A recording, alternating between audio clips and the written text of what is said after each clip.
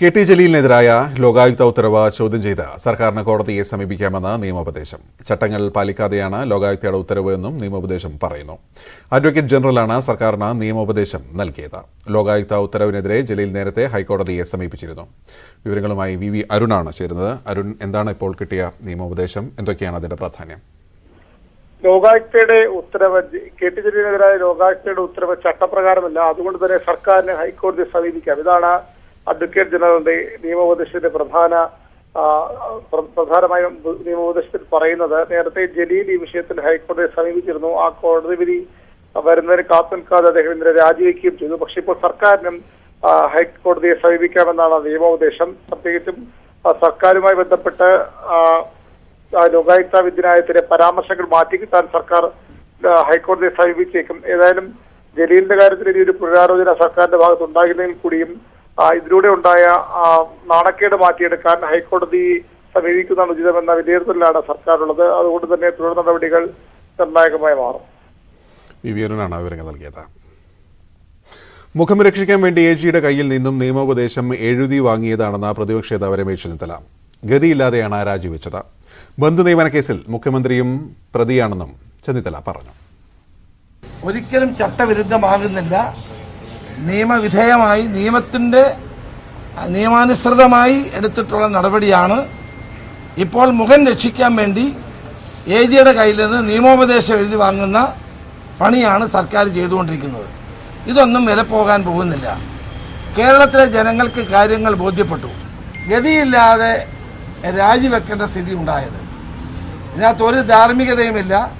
വാസ്തവത്തിൽ ഇനിയും രാജിവെക്കേണ്ടത് മുഖ്യമന്ത്രിയാണ്. മുഖ്യമന്ത്രി ഈ കേസിലെ പ്രതിയാണ്. കാരണം ഈ യോഗ്യത ഇളവ് ചെയ്യാനുള്ള മന്ത്രിയുടെ ശുപാർശ അംഗീകരിച്ചത് മുഖ്യമന്ത്രിയാണ്. സർക്കാർ റിട്ട് ഹർജി നൽകുമെങ്കിൽ രാജിനാടകം എന്തിനായിരുന്നുവെന്ന് KPCC അധ്യക്ഷൻ മുല്ലപ്പള്ളി രാമചന്ദ്രൻ.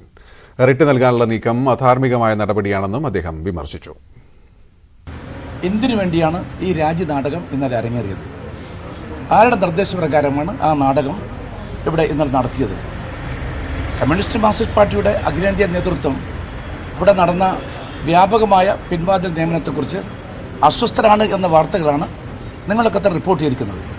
അതുതന്നെയാണ് കമ്മ്യൂണിസ്റ്റ് മാർക്സിസ്റ്റ് പാർട്ടിയുടെ എല്ലാ ഘടകങ്ങളിലും ഉണ്ടായിട്ടുള്ള ഏറെക്കുറെ ഒരു സംയോജിതമായ അഭിപ്രായം. അങ്ങനെ വരുമ്പോൾ ആ സമ്മർദ്ദങ്ങൾക്കെല്ലാം വഴങ്ങി കേരളീയ പൊതുസമൂഹം ഈ അധാർമികമായ നടപടിയെ ചോദ്യം ചെയ്യുന്നു എന്ന് വന്നപ്പോൾ മുഖം രക്ഷിക്കാൻ വേണ്ടി നടത്തിയിട്ടുള്ളൊരു നാടകമായിട്ട് മാത്രമേ കാണാൻ സാധിക്കുള്ളൂ. ഇലക്ഷൻ ID കാർഡുകൾ വഴിയിൽ ഉപേക്ഷിച്ച നിലയിൽ കളമശ്ശേരി ഇലഞ്ഞിക്കുളത്താണ് 230 തിരിച്ചറിയൽ കാർഡുകൾ കണ്ടത്. ഒറീസയിലെ അഡ്രസ്സുകളാണ് കാർഡിൽ രേഖപ്പെടുത്തിയിരിക്കുന്നത്. തെരഞ്ഞെടുപ്പ് കമ്മീഷനോട് പോലീസ് വിവരങ്ങൾ തേടിയിട്ടുണ്ട്. സിജോ ആണ് ചേരുന്നത്. സിജോ, എന്തൊക്കെയാണ് ഈ ഘട്ടത്തിൽ മനസ്സിലാക്കുന്ന കാര്യങ്ങൾ?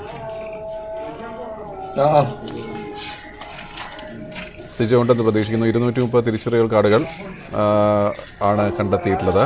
സിജോ, എന്തൊക്കെയാണ് ഈ ഘട്ടത്തിൽ മനസ്സിലാക്കുന്നത്?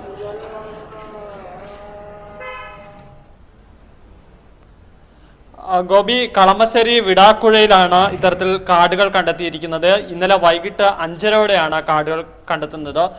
ഈ വിടാക്കുഴ കുന്നത്തേരി മോസ്ക് റോഡിന് സമീപം വേസ്റ്റ് തള്ളുന്നൊരു സ്ഥലമുണ്ട്. അവിടെ നിന്നാണ് ഒരു കുട്ടി ഒരു 2-3 കാർഡ് ആദ്യം കണ്ടെത്തുകയായിരുന്നു. അതിനുശേഷം ആ കുട്ടി തന്നെ തൊട്ടടുത്തുള്ള വാർഡ് കൗൺസിലറെ ഈ വിവരം അറിയിച്ചു. തുടർന്ന് കൗൺസിലറുടെ പോലീസിനെ അറിയിച്ച തുടർന്ന് പോലീസ് ഇപ്പോൾ ഈ കാർഡുകൾ എടുത്തിട്ടുണ്ട്. പോലീസ് കാര്യം പറയുന്നത് ഒറീസയിലെ ബാൽഗ്രാഡ് ഡിസ്ട്രിക്റ്റിലെ അഡ്രസ്സാണ് ഈ കാർഡുകളിൽ എല്ലാം ഉള്ളത്.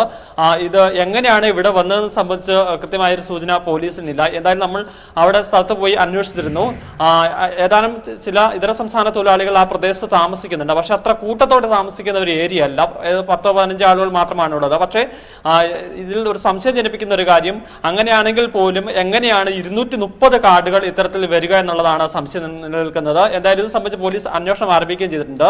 തെരഞ്ഞെടുപ്പ് കമ്മീഷനോട് വിവരങ്ങൾ തേടിയിട്ടുണ്ട്. എന്തായാലും പോലീസ് പിടിച്ചെടുത്ത കാർഡുകൾ പരിശോധിച്ച ശേഷം ഒരു കാര്യം വ്യക്തമാക്കുന്നത് ഇതിന്റെ ഫോളോഗ്രാം ഉൾപ്പെടെ പരിശോധിച്ചിട്ടുണ്ട്. ഇതിൽ നിന്ന് വ്യക്തമാവുന്നത് ഒറ്റ നോട്ടത്തിൽ കാണുമ്പോൾ ഇത് ഒറിജിനൽ കാർഡുകൾ തന്നെയാണ് മനസ്സിലാവുന്നത്. എന്തായാലും ഇത് എന്തെങ്കിലും വ്യാജ കാർഡുകളാണോ സംബന്ധിച്ച് തെരഞ്ഞെടുപ്പ് കമ്മീഷനിൽ നിന്ന് ഔദ്യോഗികമായ ഒരു സ്ഥിരീകരണം ലഭ്യമാവേണ്ടതുണ്ട്. എന്തായാലും ആ കാര്യങ്ങൾ കമ്മീഷനോട് പോലീസ് തിരയുകയും ചെയ്തിട്ടുണ്ട്. എന്തായാലും എങ്ങനെയാണ് ഈ കാർഡ് വന്നത് സംബന്ധിച്ച് ഇപ്പോൾ ഇതുവരെയും വ്യക്തതയില്ല. അന്വേഷണം തുടരുന്നു തന്നെയാണ് പോലീസ് വ്യക്തമാക്കിയിരിക്കുന്നത്.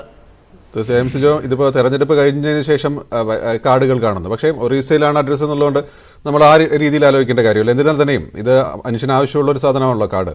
അത് ഉപേക്ഷിച്ച് കളയുക എന്ന് പറയുമ്പോൾ അതിന് പിന്നിൽ എന്തെങ്കിലും തട്ടിപ്പുണ്ടോ, ഈ പറഞ്ഞ മാതിരി കൃത്രിമമായി ഉണ്ടാക്കിയതാണോ തുടങ്ങിയ സംശയങ്ങളൊക്കെ, ഒരുപാട് സംശയങ്ങൾ ബാക്കിയുണ്ട് അല്ലേ?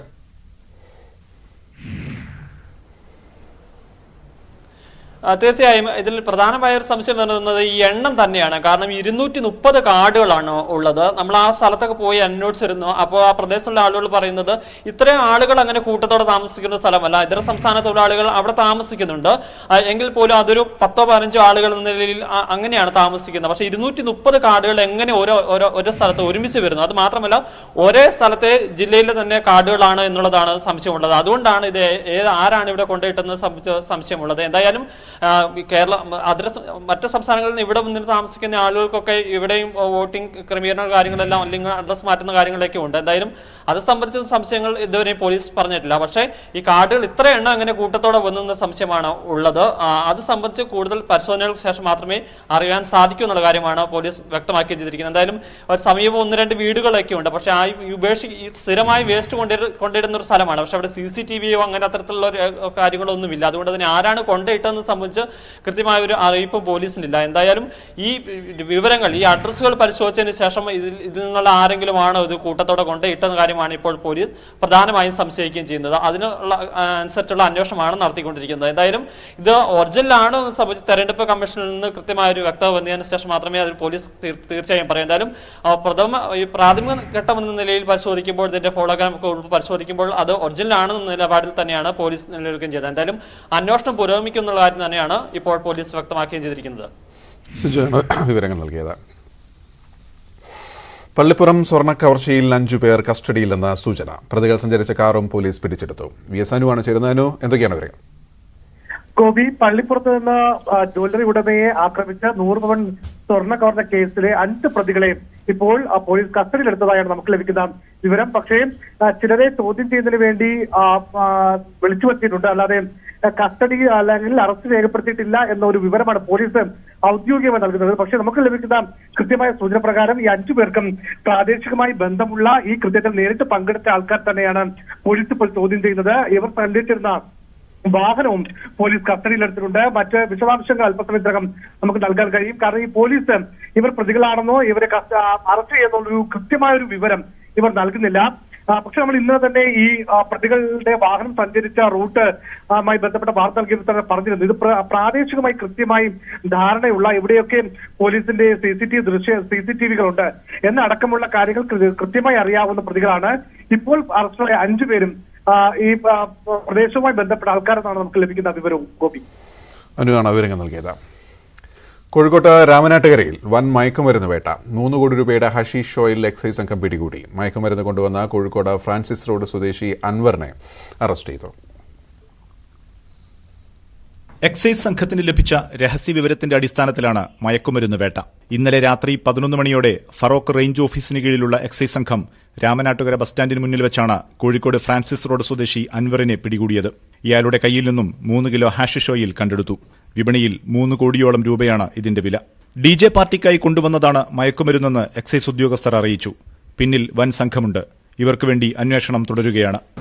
പുതിയ ലഹരികളാണ് കുട്ടികൾ ഉപയോഗിക്കുന്നത്. അതിനെ വേണ്ടിയിട്ട് എക്സൈസ് ജാഗരൂകരായിട്ട് വർക്ക് ചെയ്തുകൊണ്ടിരിക്കുകയാണ്. അതിന്റെ ഫലമായിട്ട് ഈ കേസെടുക്കാൻ കഴിഞ്ഞത്. 1 മാസം മുമ്പ് 4 കോടിയോളം രൂപയുടെ MDMA കൊണ്ടുവന്നതും ഇതേ സംഘമാണെന്ന് വ്യക്തമായിട്ടുണ്ട്. സംസ്ഥാന അതിർത്തിയിൽ നിന്ന് ബൈക്കിൽ പിന്തുടർന്നാണ് അൻവറിനെ പിടികൂടിയത്. കേസന്വേഷണത്തിന് ക്രൈംബ്രാഞ്ചിന്റെ കൂടെ സഹായം എക്സൈസ് തേടിയിട്ടുണ്ട്. ന്യൂസ് 18 കോഴിക്കോട്. മുഖ്യമന്ത്രി പിണറായി വിജയൻ കോവിഡ് മുക്തനായി. കോഴിക്കോട് മെഡിക്കൽ കോളേജിൽ കഴിയുന്ന മുഖ്യമന്ത്രി ഇന്ന് തന്നെ ആശുപത്രി വിടും. ഷഹീദാണ് ചേരുന്നത്. ഷഹീദ്, എന്തൊക്കെയാണ് വിവരങ്ങൾ? ഗോപി, കഴിഞ്ഞ 6 ദിവസമായി കോഴിക്കോട് മെഡിക്കൽ കോളേജിൽ കോവിഡ് പോസിറ്റീവായി മുഖ്യമന്ത്രി ചികിത്സയിലായിരുന്നു. അദ്ദേഹത്തിന് ഇന്ന് നെഗറ്റീവായിട്ടുണ്ട്. കോവിഡ് നെഗറ്റീവായി പരിശോധനാ ഫലം വന്നു. ഇന്ന് 3 മണിക്ക് ശേഷം അദ്ദേഹം ആശുപത്രി വിടുമെന്നാണ് അറിയിച്ചിട്ടുള്ളത്. അദ്ദേഹത്തിന് കുറച്ച് ദിവസങ്ങളായി അസിംറ്റമാറ്റിക് ആയിരുന്നു, അതായത് സിംറ്റങ്ങളൊന്നുമില്ലാതെ കോവിഡ് പോസിറ്റീവായി നിൽക്കുന്ന സാഹചര്യമായിരുന്നു. മറ്റ് ആരോഗ്യ പ്രശ്നങ്ങളൊന്നും അദ്ദേഹത്തിന് ഉണ്ടായിരുന്നില്ല.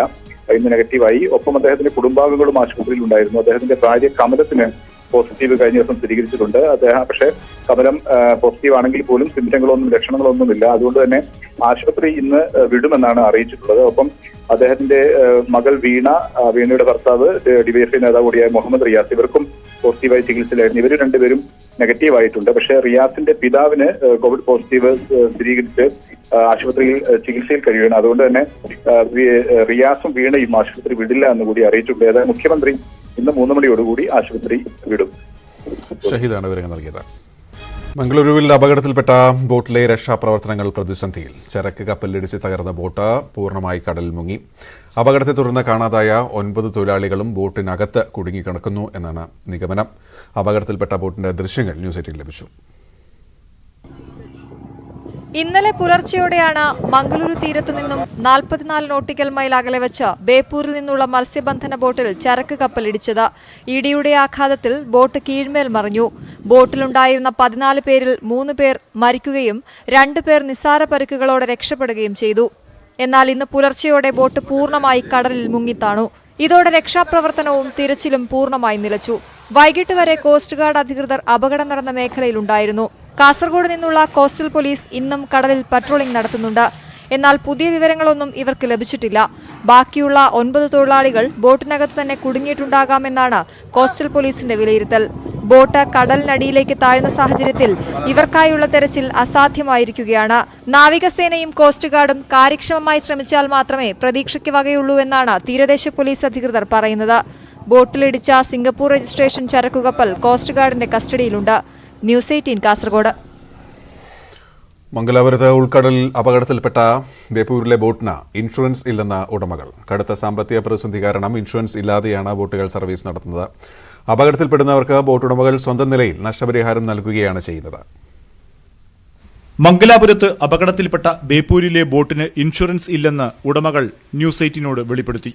കടുത്ത സാമ്പത്തിക പ്രതിസന്ധിയിലാണ് മത്സ്യബന്ധന മേഖല. ഇൻഷുറൻസ് തുക അടയ്ക്കാൻ ഉടമകൾക്ക് കഴിയാത്ത സാഹചര്യമാണുള്ളത്. 1.5 കോടി രൂപ മുടക്കി ബോട്ട് ഇറക്കിയിട്ട് ഫിഷിംഗ് നടത്തിയിട്ട് വന്നു കഴിഞ്ഞാൽ ഗവൺമെന്റ് പറയുന്ന രീതിക്കനുസരിച്ചുള്ള ടാക്സ് അടക്കാൻ ഞങ്ങളെ കൊണ്ട് സാധിക്കില്ല. കാരണം ഞങ്ങൾക്ക് അതിനുള്ള വരുമാനം കിട്ടുന്നില്ല. അതുകൊണ്ടാണ് ഇൻഷുറൻസിന് അടക്കാത്തത്. ഇൻഷൂർ അടക്കലും തൊഴിലാളികളെ പൈസ കൊടുക്കലും മുതലാളി പിന്നെ ഈ പ്രസ്ഥാനം വെക്കാത്തതാണ് നല്ലത്. അതുകൊണ്ടാണ് ഇക്കാലം അത്രയും മത്സ്യത്തൊഴിലാളികൾ ആരും ബോട്ടിന് ഇൻഷൂർ ചെയ്യാത്തത്. ചെയ്യാൻ സാധിക്കില്ല. നമ്മൾ മറ്റുള്ള റോഡിലോടുന്ന വാഹനം പോലെ ഞങ്ങൾക്ക് ഇൻഷൂർ ചെയ്യാൻ പറ്റില്ല. ചെയ്യാതെ തുച്ഛമായ തുക തന്നും കൊണ്ട് ഞങ്ങൾക്ക് ഇൻഷൂർ ചെയ്യാൻ ഗവൺമെന്റ് തയ്യാറാണ്. ഞങ്ങളെല്ലാവരും അതിന് തയ്യാറാണ്. കടലിൽ ബോട്ടപകടത്തിൽപ്പെട്ട് മരിക്കുന്ന തൊഴിലാളികൾക്ക് ഉടമകൾ തന്നെ പിരിവെടുത്ത് നഷ്ടപരിഹാരം നൽകുകയാണ്. മത്സ്യബന്ധന മേഖല നേരിടുന്ന പ്രതിസന്ധികളോട് സർക്കാരുകൾ മുഖം തിരിഞ്ഞു നിൽക്കുകയാണെന്നും ഇവർ കുറ്റപ്പെടുത്തുന്നു. നഷ്ടപരിഹാരം മറ്റുള്ള കാര്യങ്ങളെല്ലാം ഈ ബോട്ടുടമ തന്നെ കൊടുക്കണം. അതുകൂടാതെ ഞങ്ങൾ ഇവിടുത്തെ പിന്നെ പിരിവ്, തുച്ഛമായുള്ള പിരിവുകൾ ഈ അസോസിയേഷൻ, ബോട്ട് ഓണേഴ്സ് അസോസിയേഷൻ ഉണ്ട്, ബോട്ട് ഓപ്പറേറ്റേഴ്സ് അസോസിയേഷൻ ഉണ്ട്, ഇവിടുത്തെ അരേ സമാജമുണ്ട്, ഇവിടുത്തെ മഹല് കമ്മിറ്റി ഉണ്ട്. ഞങ്ങളെല്ലാവരും കൂട്ടമായിട്ട് ചേർന്ന് കണ്ട് ഇതിനൊരു ഫണ്ട് സ്വരൂപിച്ചുകൊണ്ട് ഇതുവരെ മരിച്ച എല്ലാ വീടുകളിലും ഇതുമായിട്ടുള്ള അപകടം ഉണ്ടായാലും മരിച്ചു കണ്ടു കഴിഞ്ഞാൽ ഞങ്ങൾ ഫണ്ട് സ്വരൂപിച്ചിട്ട് കണ്ട് അവർക്ക് കൊടുക്കല്ലാതെ ഗവൺമെന്റിന്റെ തലത്തിൽ നിന്ന് ഇതുവരെ യാതൊരുവിധ സഹായ സഹകരണങ്ങളോ നമുക്ക് ഉണ്ടായിട്ടില്ല. മംഗലാപുരത്ത് അപകടത്തിൽപ്പെട്ട തൊഴിലാളികൾ മുഴുവൻ ഇതര സംസ്ഥാനങ്ങളിലുള്ളവരാണ്. ഇവരുടെ തിരിച്ചറിയൽ രേഖ പോലും ഉടമകളുടെ കയ്യിലില്ല. അപകടത്തിൽപ്പെട്ട 9 തൊഴിലാളികളെ ഇതുവരെ കണ്ടെത്താനായിട്ടില്ല. മുഹമ്മദ് ഷഹീദ്, ന്യൂസ് 18 കോഴിക്കോട്. കണി കണ്ട കേരളം.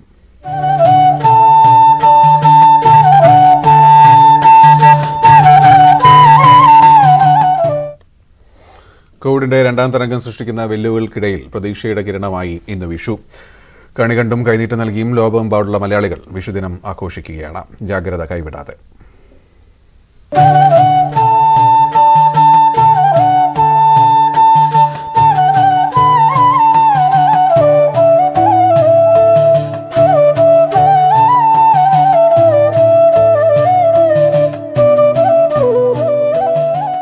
കോവിഡ് മഹാമാരി ലോകത്തെ വീണ്ടും പിടിച്ചുലയ്ക്കുമ്പോൾ പ്രത്യാശയുടെ വെളിച്ചമേകുകയാണ് വിഷു. ഓട്ടുരുളിയിൽ സമ്പൽ സമൃദ്ധമായ വിഷുക്കണി ഒരുക്കിയും കൈനീട്ടം നൽകിയും പുതുവസ്ത്രങ്ങൾ അണിഞ്ഞും തനിമ കൈവിടാതെ വിഷു ആഘോഷിക്കുകയാണ് മലയാളികൾ. വിഷുസദ്യ കഴിച്ചും പടക്കം പൊട്ടിച്ചുമൊക്കെ മലയാളക്കര വിഷു ആഘോഷിക്കുന്നു. വരുന്ന ഒരു വർഷത്തിന്റെ മുഴുവൻ പ്രതീക്ഷകളും ഈ കാഴ്ചകളിൽ നിറയുന്നു. കേരളത്തിന്റെ കാർഷികോത്സവം കൂടിയാണ് വിഷു. മാസ്ക് ധരിച്ചും സാമൂഹിക അകലം പാലിച്ചും സുരക്ഷിതരായി നമുക്ക് വിഷു ആഘോഷിക്കാം. വരാനുള്ള സുദിനങ്ങളുടെ പ്രതീക്ഷ കൈവിടാതെ. ന്യൂസ് 18 തിരുവനന്തപുരം. രാജ്യത്ത് 1,84,000 കടന്ന പ്രതിദിന കോവിഡ് വർധന. പ്രതിദിന മരണം 1000 കടന്നു. 6 മാസത്തിനിടയിലെ ഏറ്റവും ഉയർന്ന മരണനിരക്കാണിത്. മഹാരാഷ്ട്രയിൽ ഇന്ന് രാത്രി മുതൽ നിരോധനാജ്ഞ നിലവിൽ വരും. പ്രധാനമന്ത്രി വിളിച്ച ഗവർണർമാരുടെ യോഗം വൈകിട്ട് ചേരും.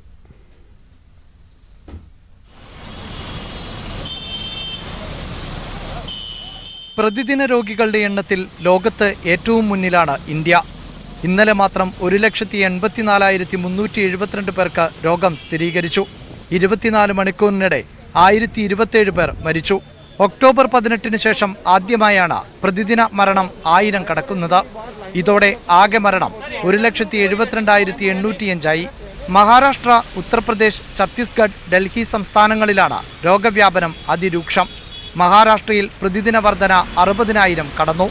സംസ്ഥാനത്ത് രാത്രി 8 മണി മുതൽ നിരോധനാജ്ഞ പ്രാബല്യത്തിൽ വരും. 15 ദിവസത്തേക്കാണ് കർശന നിയന്ത്രണം.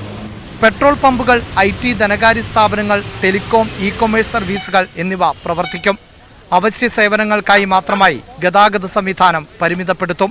ജീവനക്കാരിൽ കോവിഡ് വ്യാപകമായതോടെ സുപ്രീം കോടതിയിലും കർശന നിയന്ത്രണം ഏർപ്പെടുത്തി. രോഗലക്ഷണം ഉള്ളവരെ കോടതി വളപ്പിൽ പ്രവേശിപ്പിക്കില്ല. കോടതി പരിസരത്ത് കൂട്ടം കൂടുന്നതും നിരോധിച്ചു. വിവിധ സംസ്ഥാനങ്ങളിലെ സാഹചര്യം വിലയിരുത്താൻ പ്രധാനമന്ത്രി വിളിച്ചു ചേർത്ത ഗവർണർമാരുടെ യോഗം ഇന്ന് വൈകിട്ട് ചേരും. വീഡിയോ കോൺഫറൻസ് വഴി നടക്കുന്ന യോഗത്തിൽ ഉപരാഷ്ട്രപതി M. വെങ്കയ്യ നായിഡുവും പങ്കെടുക്കും. അതേസമയം 4 ദിവസത്തെ മാസ് വാക്സിനേഷൻ ക്യാമ്പയിൻ ഇന്ന് അവസാനിക്കും. പ്രതിദിന രോഗികളുടെ എണ്ണം 2 ലക്ഷത്തിലേക്ക് അടുക്കുമ്പോൾ രോഗം ഭേദമാകുന്നവരുടെ എണ്ണം 80,000-ഓളം മാത്രമാണ്. കോവിഡ് രോഗികൾക്ക് വേണ്ടി കൂടുതൽ ചികിത്സാ സൗകര്യങ്ങൾ ഒരുക്കേണ്ടി വരും എന്നത് സംസ്ഥാനങ്ങൾക്ക് വലിയ വെല്ലുവിളിയാണ് സൃഷ്ടിക്കുന്നത്. ക്യാമറാമാൻ അനിൽ ശർമ്മയ്ക്കൊപ്പം KP Abhilash, news 18, Delhi. Covid പ്രതിരോധത്തിന് കൂടുതൽ നിയന്ത്രണങ്ങളുമായി കേരളം. രോഗവ്യാപനം രൂക്ഷമായ സ്ഥലങ്ങളിൽ ജില്ലാ കളക്ടർമാർക്ക് നിരോധനാജ്ഞ പ്രഖ്യാപിക്കാം. ബസ് സ്റ്റാൻഡുകൾ അടക്കമുള്ള സ്ഥലങ്ങളിൽ പോലീസ് പരിശോധന കർശനമാക്കി. എറണാകുളം ജില്ലയിൽ നാളെ മുതൽ നിയന്ത്രണങ്ങൾ കടുപ്പിക്കുമെന്ന് ജില്ലാ കളക്ടർ അറിയിച്ചു.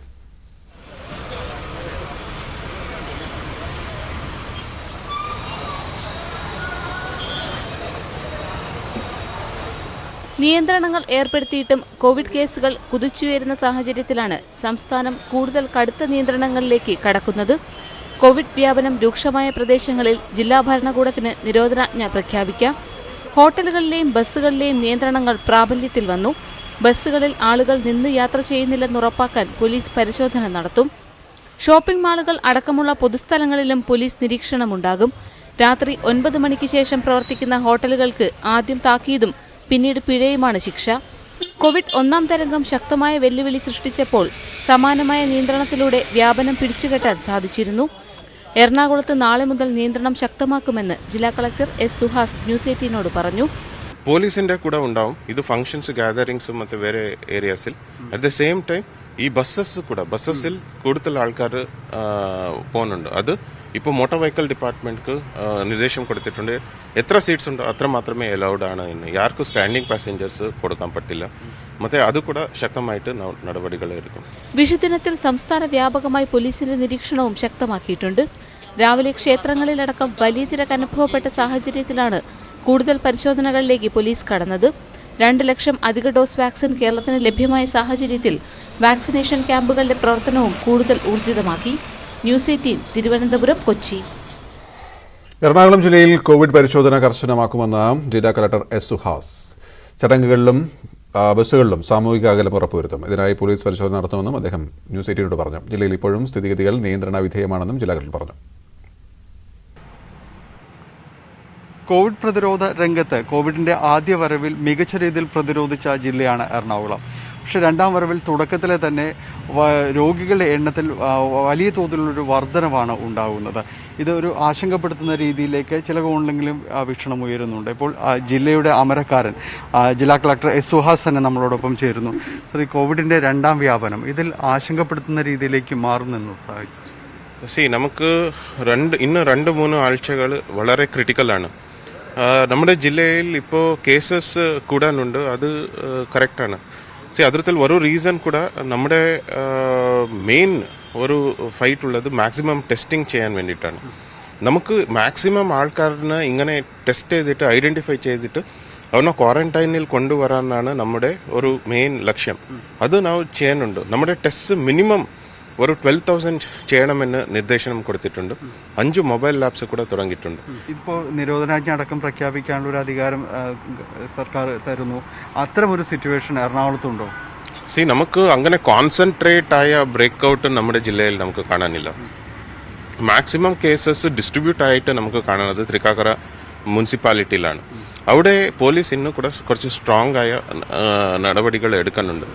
ഒരു മൈക്രോ കണ്ടെയ്ൻമെൻറ്റോ ഒരു കണ്ടെയ്ൻമെൻറ്റ് ഏരിയ ബ്രേക്ക് ഔട്ട് ആയ ഒരു ക്ലസ്റ്റർ ആയിട്ട് നമുക്ക് കാണാനില്ല. ഒരു ഡിസ്ട്രിബ്യൂട്ടഡ് ഒരു റീജൻ ആയിട്ട് കാണുന്നത്. അതുക്കാണ് ഈ ഡിസാസ്റ്റർ മാനേജ്മെന്റ് ഡിപ്പാർട്ട്മെന്റ് കൊടുത്ത ജിയോ എല്ലാവരും പാലിക്കണം. പബ്ലിക്കിനോട് എന്താ സാറിന് പറയാനുള്ളത്? ഈ ഒരു സിറ്റുവേഷൻ എങ്ങനെ കൈകാര്യം ചെയ്യും, കടന്നു പോകുന്നത്?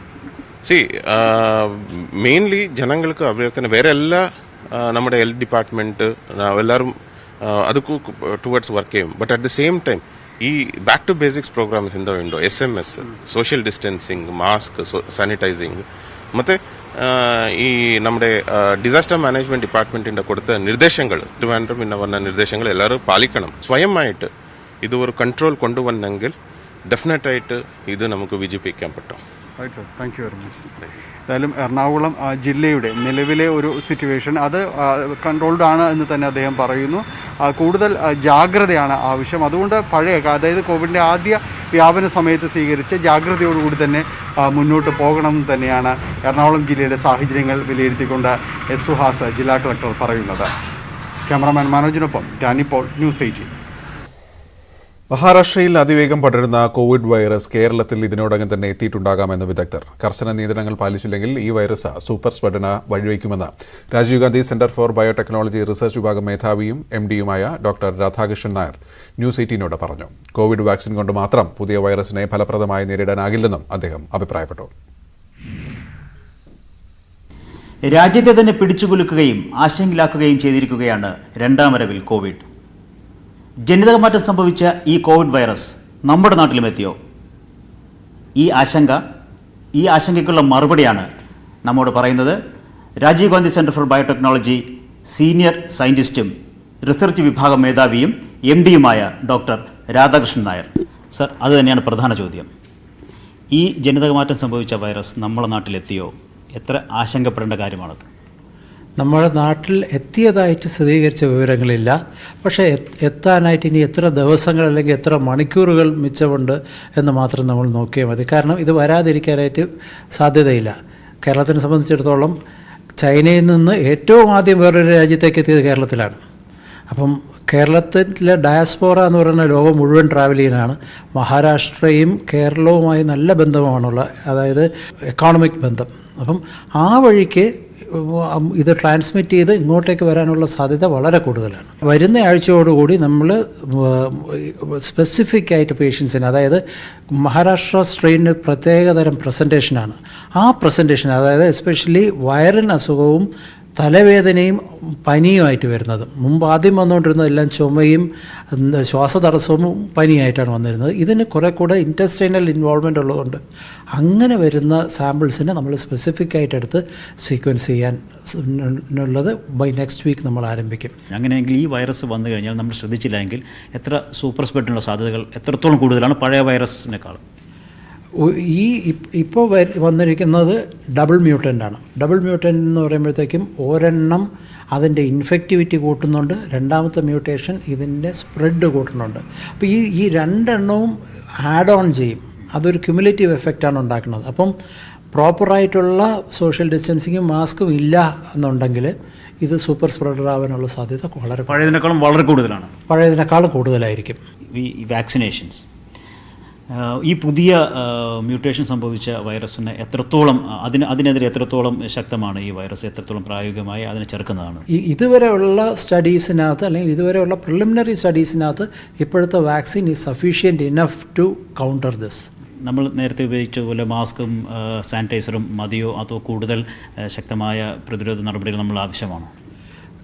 ഈ കൊറോണ വൈറസിന് അഗെയിൻസ്റ്റ് ആയിട്ട് നമ്മുടെ കയ്യിൽ ഇപ്പോഴും ഒരു ആയുധമേ ഉള്ളൂ, സോഷ്യൽ ഡിസ്റ്റൻസിങ്ങും മാസ്കും. Transmits only through aerosol, air വഴി തന്നെയാണ്. അപ്പം ഡിസ്റ്റൻസ് കീപ്പ് ചെയ്യുക, മാസ്ക് ധരിക്കുക. ഇത് രണ്ടുമേ നമുക്കിപ്പം ഫലപ്രദമായ പ്രതിവിധി ഇതിനുള്ളൂ. വളരെയധികം നന്ദി ഡോക്ടർ രാധാകൃഷ്ണൻ. വാക്സിനേഷൻ, ഒപ്പം മാസ്കും സോഷ്യൽ ഡിസ്റ്റൻസിങ്ങും, ഈ 3 ആയുധങ്ങൾ കൊണ്ട് മാത്രമേ നമുക്ക് കോവിഡിനെ ഫലപ്രദമായി ചെറുക്കാനാകൂ എന്നാണ് രാജീവ് ഗാന്ധി സെന്റർ ഫോർ ബയോടെക്നോളജിയുടെ സീനിയർ സയന്റിസ്റ്റും ഒപ്പം MD-യുമായ ഡോക്ടർ രാധാകൃഷ്ണൻ അഭിപ്രായപ്പെടുന്നത്. അണുവ്യക്തമായ ഒരു സാഹചര്യത്തിലായിരുന്നു ഞങ്ങൾ ഈ അഭിമുഖം നടത്തിയത്. അതുകൊണ്ടാണ് ഞങ്ങൾ മാസ്ക് ഉപയോഗിക്കാറുള്ളത്. പക്ഷേ മാസ്ക് നിർബന്ധം. ക്യാമറമാൻ PV രഞ്ജിത്തിനൊപ്പം TJ ശ്രീലാൽ, ന്യൂസ് 18. കോവിഡ് വ്യാപിക്കുന്നതിനിടെ വിവാദ പരാമർശവുമായി ഉത്തരാഖണ്ഡ് മുഖ്യമന്ത്രി. 12 വർഷത്തിലൊരിക്കൽ നടക്കുന്ന കുംഭമേളയും കഴിഞ്ഞ വർഷം നിസാമുദ്ദീനിൽ നടന്ന മർക്കസും തമ്മിൽ താരതമ്യം ചെയ്യാനാകില്ലെന്നാണ് തിരത് സിംഗ് റാവത്തിന്റെ പ്രസ്താവന. മർക്കസ് നടത്തിയത് അടച്ചിട്ട മുറിയിലാണെങ്കിൽ കുംഭമേള നടക്കുന്നത് തുറസായ സ്ഥലത്താണ്. മർക്കസ് സമയത്ത് കോവിഡിനെ ചെറുക്കാനുള്ള നടപടിയെക്കുറിച്ച് അവബോധമുണ്ടായിരുന്നില്ല. എന്നാൽ കോവിഡ് നിയന്ത്രണങ്ങൾ പാലിച്ചാണ് കുംഭമേള നടക്കുന്നതെന്നും ഉത്തരാഖണ്ഡ് മുഖ്യമന്ത്രി പറയുന്നു. കുംഭമേളയിൽ പങ്കെടുത്ത 1000-ലധികം പേർക്ക് കോവിഡ് സ്ഥിരീകരിച്ചു.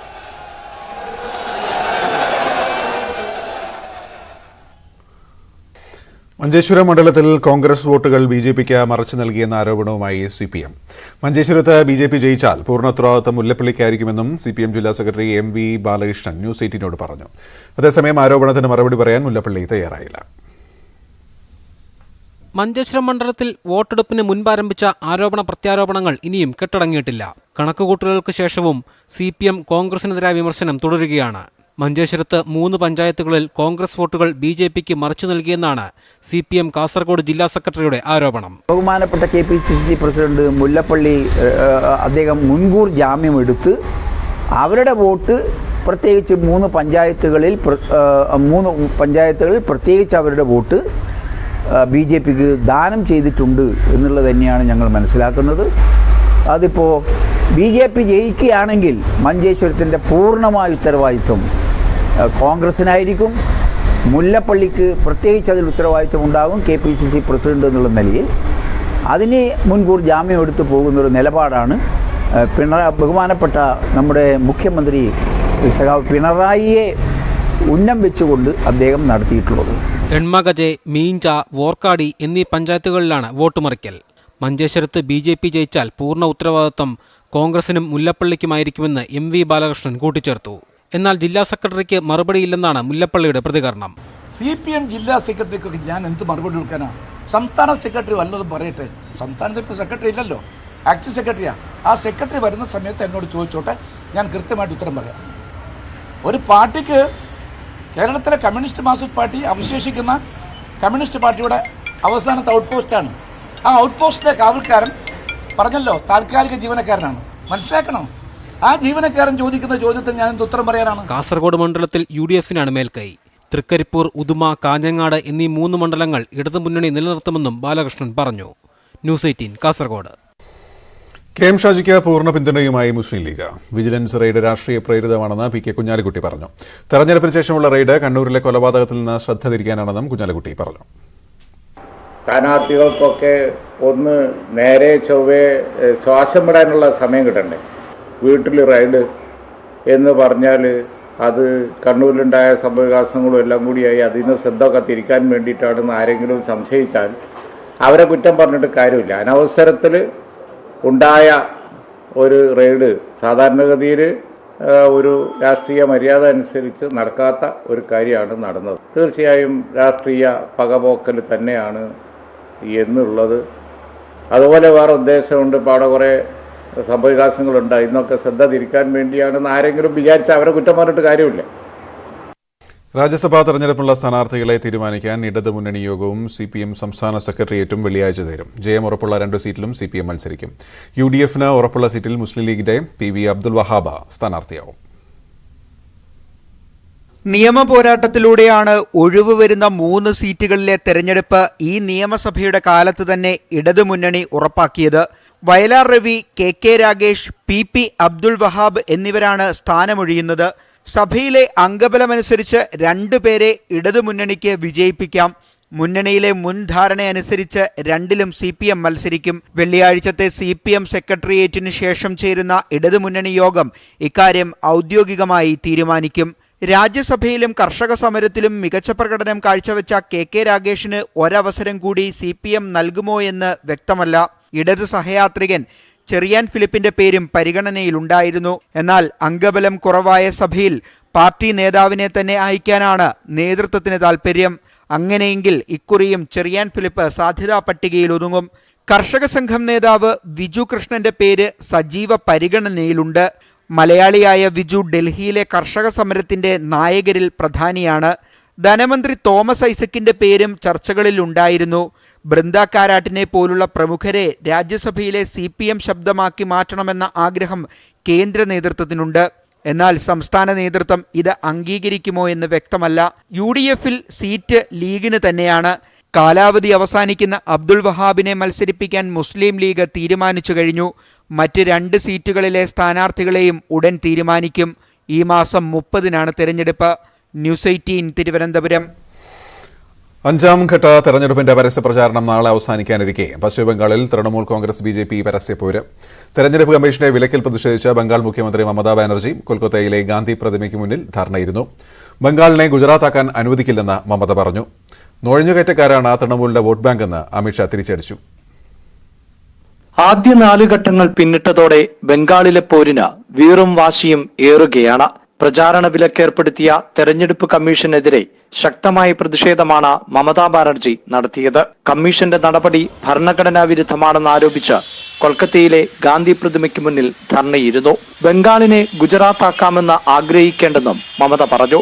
BJPക്കാർ പുറത്തുനിന്നുള്ളവരാണെന്ന മമതയുടെ ആരോപണത്തിനെതിരെ കേന്ദ്ര ആഭ്യന്തരമന്ത്രി അമിത്ഷാ രംഗത്തെത്തി. തൃണമൂൽ കോൺഗ്രസിന്റെ വോട്ട് ബാങ്ക് നുഴഞ്ഞുകയറ്റക്കാരാണെന്ന് അമിത്ഷാ ആരോപിച്ചു.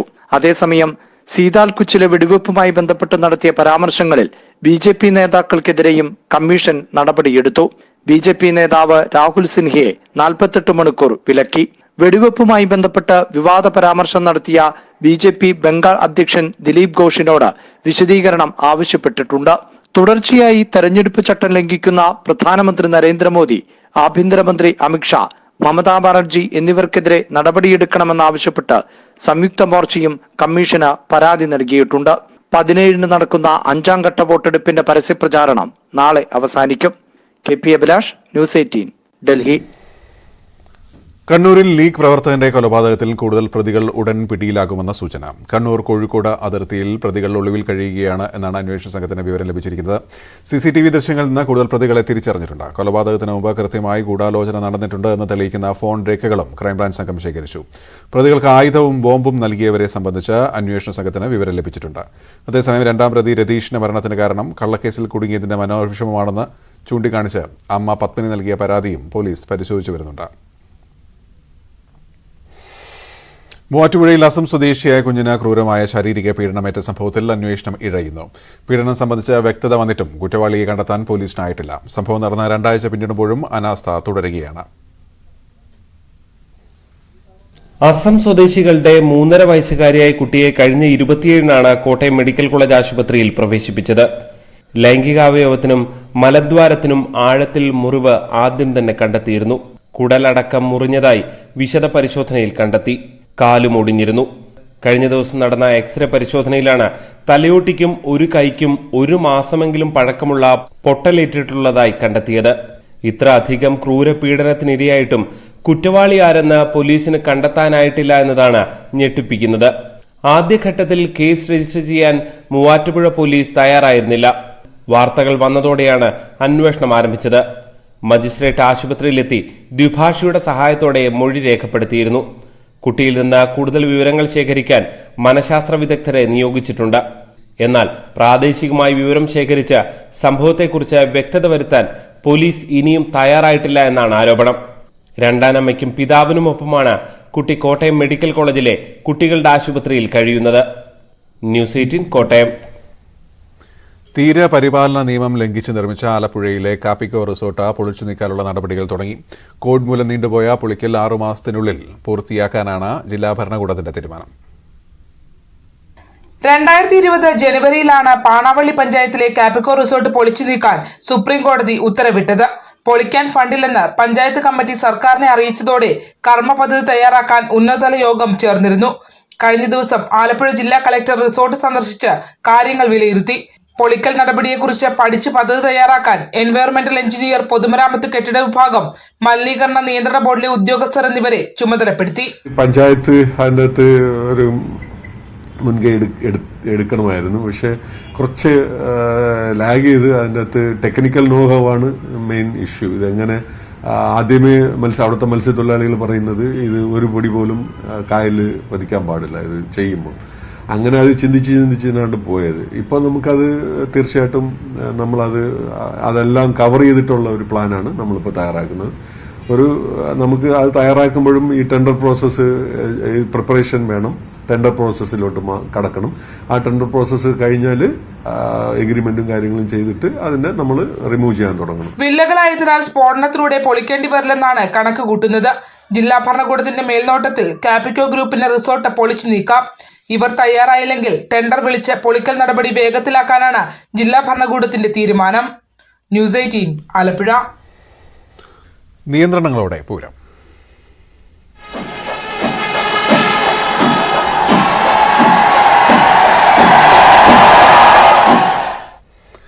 തെച്ചിക്കോട്ടുകാവ് രാമേന്ദ്രന് പകരം തെക്കേ ഗോപുരനട തള്ളി തുറന്ന് ഇത്തവണ പൂരവിളംബരം അറിയിക്കാൻ എത്തുന്നത് എറണാകുളം ശിവകുമാർ എന്ന ആനയാണ്. കൊച്ചിൻ ദേവസ്വം ബോർഡിന്റെ ആനക്കേമന്മാരിൽ മുന്നിലാണ്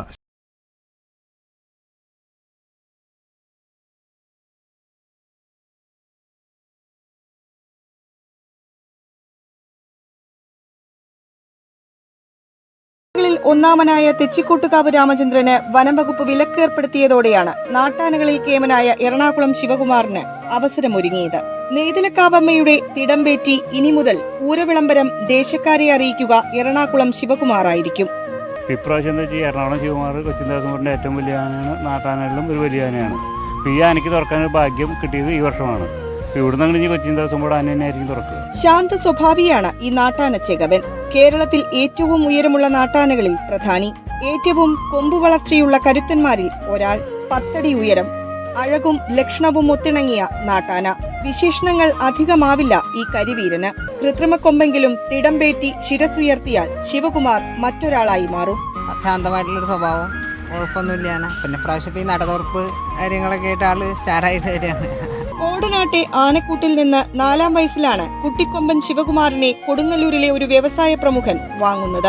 ഗുരുവായൂര് നടക്കിരുത്താൻ വാങ്ങിയ ആന എറണാകുളത്തപ്പന്റേതായി മാറിയതിനു പിന്നിലും നാടകീയത മുറ്റുന്ന കഥകളുണ്ട്.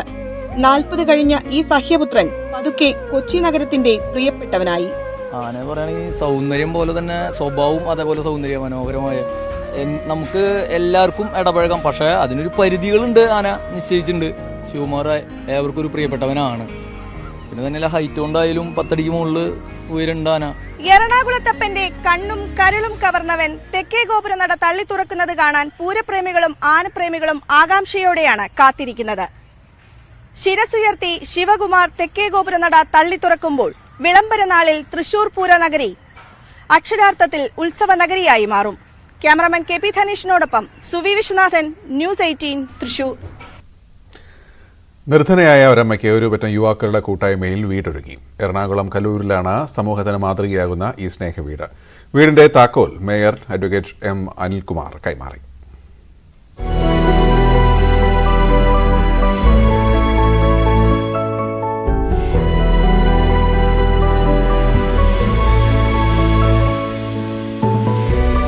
സന്തോഷമായി. ഒരു വീട് സന്തോഷമാണ്. എല്ലാവരും കൂടുതൽ എനിക്ക് സിദ്ധിക്കുന്നുണ്ട്. എല്ലാവരും ഉണ്ട്, എല്ലാ സഹായികളും ഉണ്ട്. എല്ലാവരും കൂടി എനിക്കൊരു വീട് വെച്ച് തന്ന് എനിക്ക് സന്തോഷമുള്ളൂ എനിക്ക്.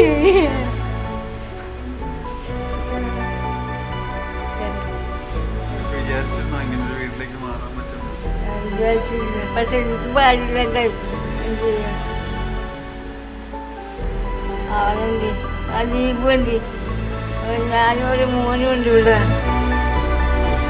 സന്തോഷമാണ് എല്ലാരും കൂടി വരുമ്പോ അല്ലേ? ഞങ്ങളുടെയൊക്കെ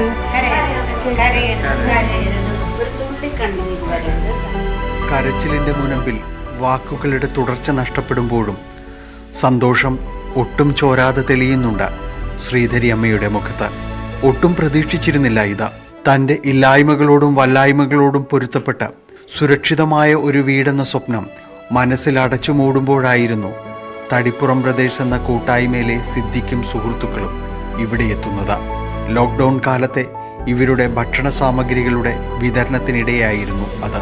കോവിഡ് സമയത്ത് നമ്മൾ ഇവിടെ ഭക്ഷണം കാര്യങ്ങളൊക്കെ കൊണ്ടുവന്ന് നടക്കുന്ന സമയത്ത് ഇവിടെ വന്ന് ഭക്ഷണം കൊടുത്തു. നമ്മൾ ചെറുപ്പം മുതൽ അറിയണ ചേച്ചിയുടെ വീടാണിത്, ശ്രീധരി ചേച്ചി. അങ്ങനെ ഇവിടെ വരുമ്പോൾ ഇവർ ഒരു ദയനീയ അവസ്ഥയിലാണ്. അന്ന് ഇടിഞ്ഞു പൊളിഞ്ഞ് വീഴുന്ന ഒരു സാധ്യതയാണ് അന്ന് കണ്ടത്. ഞങ്ങളന്ന് ഒരു തീരുമാനം എടുത്ത് ഇവിടുത്തെ ചെറുപ്പക്കാരെല്ലാവരും കൂടി ചേർന്ന് അങ്ങനെ ഞങ്ങളുടെ ആ തീരുമാനമാണ് ഇന്ന് ഞങ്ങളുടെ ഒരു വലിയൊരു സന്തോഷത്തിൻ്റെ ഒരു ദിവസമാണ് ഇന്നത്തെ. 10 ലക്ഷം രൂപയോളം ഇപ്പോൾ ചിലവായിട്ടുണ്ട്. ബാക്കി എല്ലാ പൈസയും നമ്മൾ കളക്ട് ചെയ്ത് ആണ് ചെയ്തേക്കുന്നത്. ലൈഫ് മിഷൻ പദ്ധതിയിലെ 4 ലക്ഷം രൂപയ്ക്ക് പുറത്ത് വലിയൊരു തുക ഇവരുടെ ശ്രമഫലമായി കണ്ടെത്തി. അതിന് എല്ലാ സഹായവുമായി സിദ്ദിഖിന്റെ സുഹൃത്തുക്കളും നാട്ടുകാരും ഒപ്പം നിന്നതോടെ വീടുയർന്നു.